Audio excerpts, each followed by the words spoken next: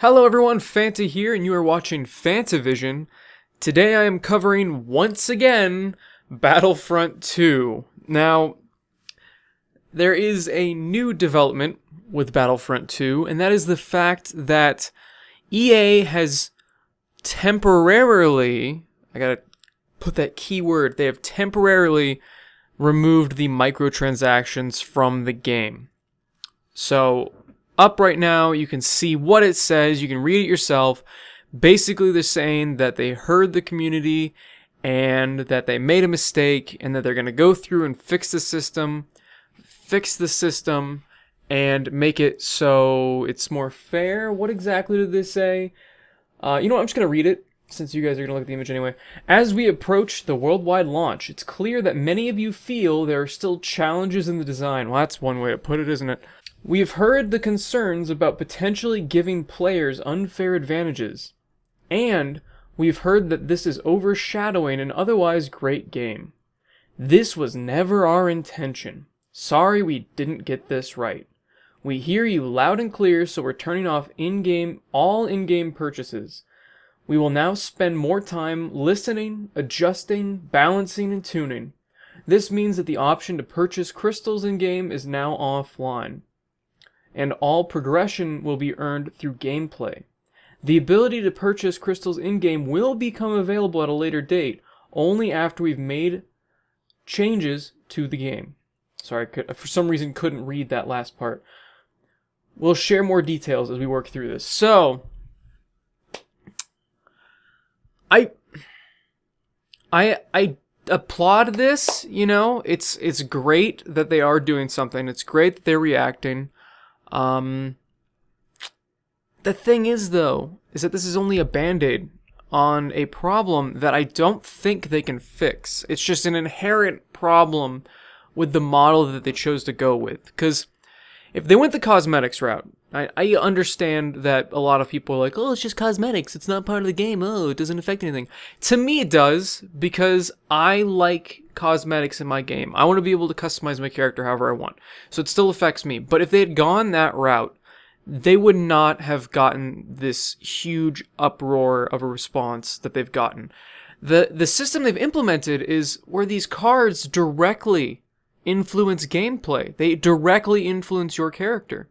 So, with this system in place for these things, and these stat bonuses, you just can't make it fair. If you ever put microtransactions back in, it still won't be fair. That's just how it is. And there's really no way to fix it unless they change their entire loot box system.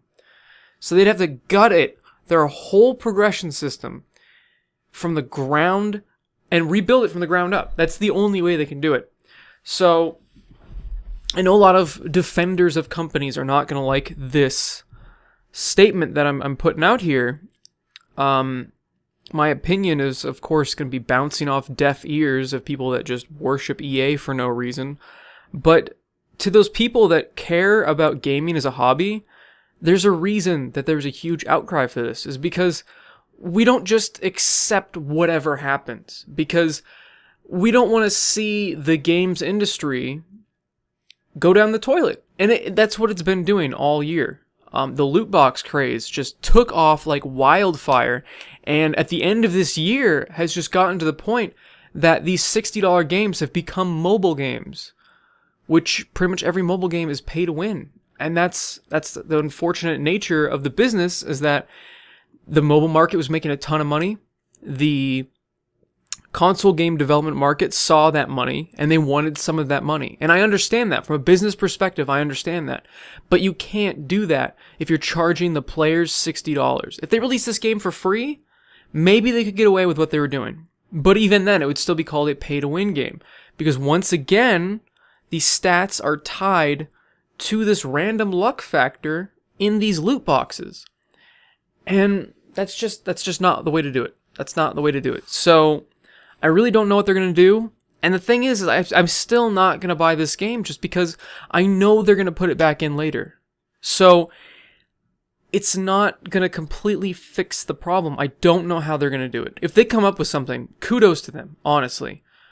And I also want to address the people that are giving death threats to developers and like the people that run the social media.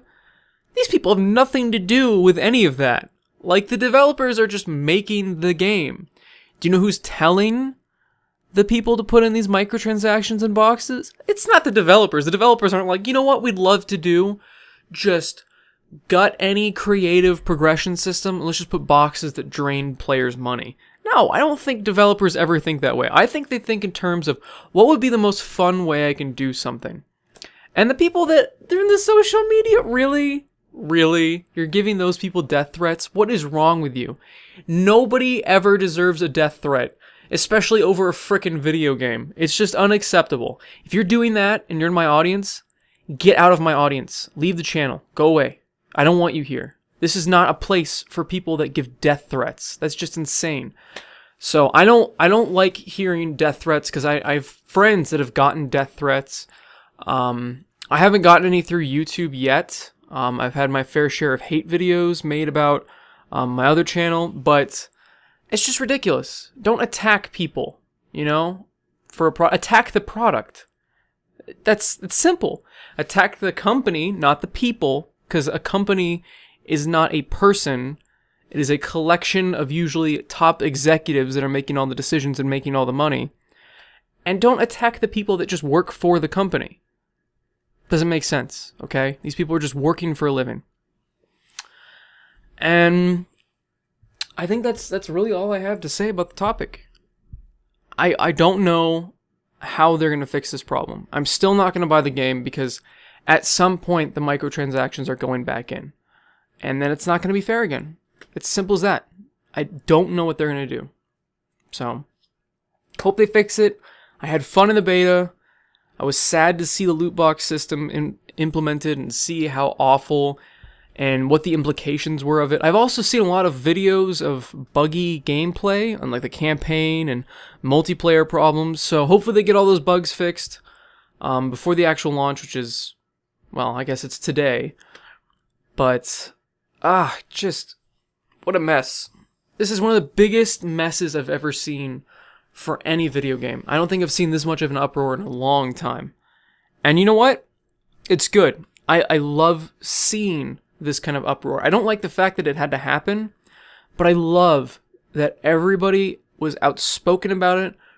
We fought the BS that they're trying to pull, and I'm hoping that this kind of response is led into other things in life besides just video games. I'm not going to go too far into like political stuff, but it'd be nice to see if like real world changes were made and people started standing up for stuff, you know?